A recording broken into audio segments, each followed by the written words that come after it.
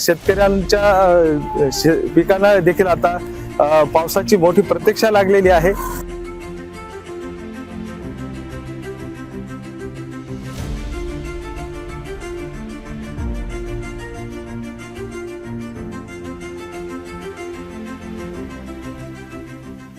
राज्यात सध्या प्रत्येकाचे डोळे हे आकाशाकडे लागले आहेत, कारण पेरण्या खोळंबल्या आहेत. तर अनेक भागात पावसानं दडी मारल्यानं अनेकांवर डबल पेरणीची वेळ आली आहे. त्यामुळे शेतकरी संकटात सापडलाय.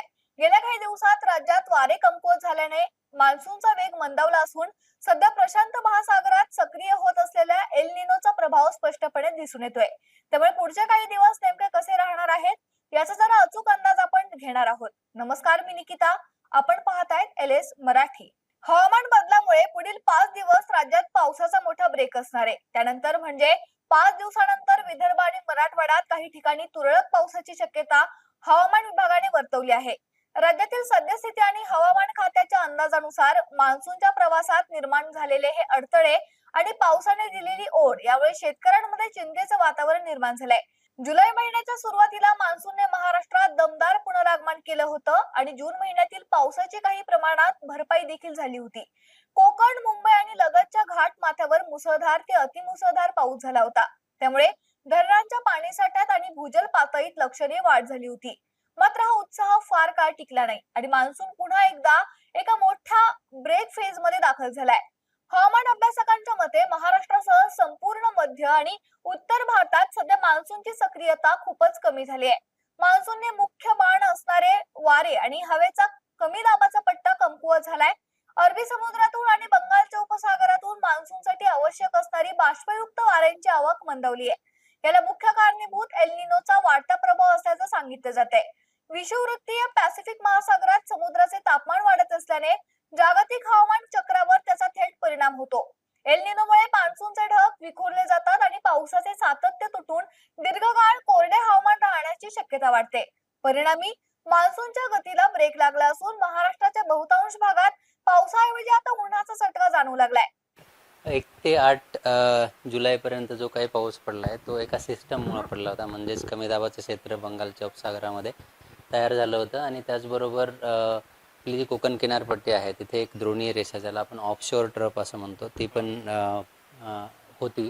त्याचबरोबर 21 डिग्री नॉर्थ म्हणजेच मुंबई आणि आसपासचं जे लॅटिट्यूड आहे त्या ठिकाणी एक पूर्व पश्चिम द्रोणी रेषासुद्धा होती. तर ह्या सर्व कारणांमुळं मान्सूनसाठी किंवा पाऊस पडण्यासाठी खूप चांगली अनुकूल परिस्थिती त्या 8 दिवसांमध्ये होती. आता जर बघितलं तर आता कोणतेही सिस्टम म्हणजे कमी दाबाचं क्षेत्र तयार झालेलं नाही. मान्सूनचे वारेसुद्धा परत कुमकुवत झालेले आहेत आणि त्यामुळं पावसाचं प्रमाण महाराष्ट्रासह दक्षिण भारतामध्ये कमी झालेलं आपल्याला दिसून येतं. केरळमध्ये सुद्धा खूप कमी पाऊस आहे. त्याचबरोबर कर्नाटका, तमिळनाडू, त्यानंतर महाराष्ट्रातील बहुतांश भागामध्ये पावसाचं प्रमाण कमी झालेलं आहे.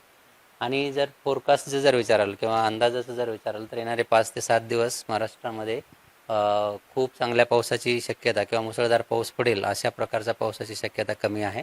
येणारे 5 दिवस तरी कमी पावसाची शक्यता आहे. 19-20 तारखेनंतर तुरळक ठिकाणी हलक्या स्वरूपाचा पाऊस पडू शकतो, परंतु तो सर्व दूर असणार नाही. पुढील 5 दिवसांचा अंदाज पाहता मुंबई, कोकण, पुणे, नाशिक आणि लगतच्या परिसरात पावसाचा जोर खूपच कमी राहिलाय. या भागात केवळ हलक्या ते मध्यम स्वरूपाच्या सरी किंवा आकाश अंशतः ढगाळ राहण्याची शक्यता आहे, ज्यासाठी कोणताही विशेष हवामान इशारा देण्यात आलेला नाहीये. उर्वरित महाराष्ट्रात, विशेषतः मध्य महाराष्ट्रात हवामान कोरडे राहून कमाल तापमानात वाढ नोंदवली जाते. पावसाच्या या खंडाचा मोठा फटका खरीप हंगामातील पिकांना बसतोय. जुलै महिना हा शेतीसाठी, विशेषतः पेरण्या आणि पिकांच्या वाढीसाठी अत्यंत महत्त्वाचा मानला जातो. पावसाने ओढ दिल्याने विदर्भ आणि मराठवाड्यातील अनेक जिल्ह्यांमध्ये दुबार पेरणीचे संकट उभे ठाकले. पावसाच्या या टंचाईमुळे मराठवाड्यातील अनेक तालुक्यांमध्ये अद्यापही पेरण्या रखडल्या आहेत. तर विदर्भात पावसाची मोठी तूट निर्माण झाल्यानं शेतकरी वर्ग आभाळाकडे डोळे लावून बसलाय. हवामान विभागाने दिलेल्या माहितीनुसार सध्याच्या वातावरणात मान्सूनचा परतीचा किंवा पुढे सरकण्याचा वेग अतिशय संथ आहे. अफगाणिस्तान आणि उत्तर भारताकडून येणाऱ्या कोरड्या वाऱ्यांचा प्रवाह देखील महाराष्ट्रातील वातावरणावर परिणाम करतोय, ज्यामुळे पुढील 5 दिवस पावसाची कोणतीही शक्यता दिसत नाहीये. 5 दिवसानंतरच्या हवामानाचा अंदाज पाहता मान्सूनच्या प्रणालीत काही बदल होण्याची शक्यता आहे. बंगालच्या उपसागरात नवीन कमी दाबाचे क्षेत्र निर्माण झाल्यास त्याचा अनुकूल परिणाम मान्सूनवर होऊ शकतो. या बदलानंतर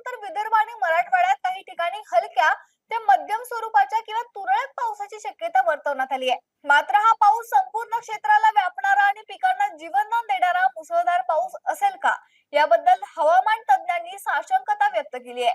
एल निनोचा प्रभाव संपूर्ण हंगामावर राहण्याची भीती असल्यानं या पावसाच्या खंडानंतरही पावसाची अनियमितता कायम राहण्याची दाट शक्यता आहे. राज्यामध्ये म्हणजे कुठे कुठे पाऊस 5 दिवसानंतर असू शकतो. राज्यातली काय परिस्थिती आहे आणि कसं दाखवाल तुम्ही? Yes yes right. इथं जर बघितलं तर हा सॅटेलाइट इमेजरी आहे. यामध्ये आपण बघू शकतो की खूप उंचीचे म्हणजे खूप उंचीचे ढग आपण इथं दिसत नाहीत महाराष्ट्रावरती. जे काही आहेत त्यामधून खूप जास्त पाऊस पडेल अशी पण परिस्थिती नाही आहे. गेल्या 24 तासांमध्ये घाट माथे त्याचबरोबर कोकण किनारपट्टी आणि महाराष्ट्रातील बहुतांश ठिकाणी ड्राय कंडिशन्स म्हणजे कोरडं वातावरण आपल्याला दिसून आलेलं आहे.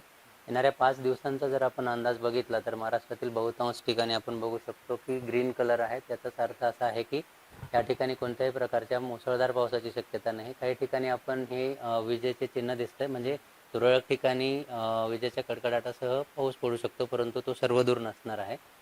उद्यासाठी म्हणजेच आपण जर बुधवारचं बघितलं तर 1-2 डिस्ट्रिक्टसाठी विदर्भातील पूर्व विदर्भातील 1-2 डिस्ट्रिक्टसाठी वॉर्निंग आहेत. त्या पण थंडरस्टॉर्म्स म्हणजेच विजेच्या कडकडाटासह पावसासाठी आहे. त्यानंतर गुरुवारी सुद्धा विदर्भातील काही ठिकाणी विजेच्या कडकडाटासह पाऊस पडू शकतो, परंतु त्याचं प्रमाण खूप कमी असेल. ते सुद्धा सर्वदूर नसण्याची शक्यता आहे. आणि तशीच परिस्थिती 18 तारखेपर्यंत असण्याची शक्यता आहे. म्हणजे येणारे 5 दिवस मान्सून परत सक्रिय होण्यासाठी कंडिशन्स अनुकूल नाहीत. हवामान विभागाच्या अंदाजानुसार मोसमी पावसाच्या उर्वरित हंगामात एल निनो स्थितीची तीव्रता कायम राहण्याचा अंदाज आहे. यामुळे पावसाचे प्रमाण सरासरीपेक्षा कमी नोंदवलं जाऊ शकतं. गेल्या काही दशकांमधील हवामानाच्या नोंदी पाहता ज्या वर्षी एल निनोचा प्रभाव असतो त्या वर्षी पावसाचे वितरण असमान होते. महाराष्ट्रात कोकण पट्ट्यात सरासरीपेक्षा जास्त पाऊस पडतो, परंतु मराठवाडा, मध्य महाराष्ट्र आणि विदर्भाच्या काही भागात तीव्र पावसाची तूट राहते. यंदाही अगदी अशीच परिस्थिती उद्भवली असून काही जिल्हे पूर परिस्थितीचा सामना करत आहेत, तर निम्म्याहून अधिक महाराष्ट्र दुष्काळाच्या सावटाखाली आणि तीव्र पाणी टंचाईच्या चिंतेत आहे. आता सध्या मराठवाड्यात आणि विदर्भात काय परिस्थिती आहे ते पाहूयात. मराठवाड्यामध्ये यावर्षी दुष्काळाचं सावट निर्माण झाल्याचं चित्र सध्या बघायला मिळतंय. एकंदरीत मराठवाड्याच्या जून महिन्यात पावसाने समाधानकारक पाऊस व्हायला पाहिजे होता, मात्र यावर्षी तो झालेला नाही. त्याचबरोबर जुलै महिन्याच्या शेवटच्या आठवड्यामध्ये थोडाफार पाऊस झाला आणि त्यावर शेतकऱ्यांनी पेरण्या केल्या. आपण सध्या जर बघायला गेलं तर हिंगोली जिल्ह्यातली जी जीवनवाहिनी आहे कयाधू नदी, या समगा शिवारामधील ही पूल आहे. या ठिकाणची जर स्थिती बघितली तर संपूर्ण या नदीवर संपूर्ण कोरडी पडल्याचं या ठिकाणी बघायला मिळतंय. थोडं थोडं पाणी या ठिकाणी उपलब्ध आहे, मात्र दरवर्षीप्रमाणे या ठिकाणी जो पाणी असायला पाहिजे त्या प्रमाणात या ठिकाणी पाणी सध्या दिसत नाहीये. शेतकऱ्यांच्या पिकांना देखील आता पावसाची मोठी प्रतीक्षा लागलेली आहे. भर पावसाळ्यामध्ये उन्हाचा तडाखा जो आहे अमरावती जिल्ह्यामध्ये मोठ्या प्रमाणात वाढतानाचं चित्र एकंदरीत पाहायला मिळतंय. आपण सध्या अमरावतीच्या जिल्हाधिकारी कार्यालय परिसरामध्ये आहोत. या ठिकाणचं चित्र जर पाहिलं तर गेल्या 6 ते 7 दिवसांपासून जे आहे तर पावसाने अमरावती जिल्ह्यामध्ये दांडी मारलेली आहे, ज्यामुळे आता या संपूर्ण परिसरामध्ये असो किंवा संपूर्ण अमरावती जिल्ह्यामध्ये उन्हाचा तडाखा मोठ्या प्रमाणात वाढतानाचं चित्र एकंदरीत पाहायला मिळतं. नागरिकांचं सुद्धा पाहिलं तर या ठिकाणी जे आहे तर घराबाहेर निघताना शॉल असेल किंवा दुपट्टा बांधूनच नागरिक जे आहे तर घराच्या बाहेर पडत आहेत. जणू काही उन्हाळा सुरू झाला का असं एकंदरीत या ठिकाणी चित्र निर्माण झालेलं आहे. आणि आता गेल्या 5 ते 6 दिवसांपासून पावसाने दांडी मारल्यामुळे जे आहे तर शेतकऱ्यांवर मोठ्या प्रमाणात संकट आल्याचं चित्र एकंदरीत पाहायला मिळतं आहे. काही दिवसांपासूनचं जर चित्र अमरावती जिल्ह्यामधलं बघितलं तर मोठ्या प्रमाणात बोगस बियाणांचा सुळसुळाट जो आहे तो अमरावती जिल्ह्यामध्ये वाढलेला होता, ज्यामुळे शेतकऱ्यांवर दुबार पेरणीचं संकट आलेलं होतं. या अनपेक्षित हवामान बदलामुळे कृषी क्षेत्रावर विपरीत परिणाम होण्याची भीती व्यक्त केली जाते. शेतीचं नुकसान टाळण्यासाठी आणि संभाव्य पाणी टंचाईवर मात करण्यासाठी कृषी विभागाकडून आधीच काही प्लॅन तयार करण्यात आले आहेत. त्यानुसार शेतकऱ्यांना हवामानाशी सुसंगत पीक पद्धती निवडण्याचा, तसेच कमी पाण्यावर येणारी पिके आणि बाजरी, ज्वारी, तूर, मूग यासारख्या कडधान्यांची पेरणी करण्याचा सल्ला दिला जातोय. तसेच उपलब्ध पाण्याचा योग्य वापर करण्यासाठी ठिबक सिंचन आणि शेततळ्यांचा वापर करण्यावर भर दिला जातोय। त्यामुळे आता आभाळ कधी मेहरबान होतंय आणि कधी आणि कसं बरसतंय यावर शेतकऱ्यांचं जगणं आणि मरणं अवलंबून असणार आहे।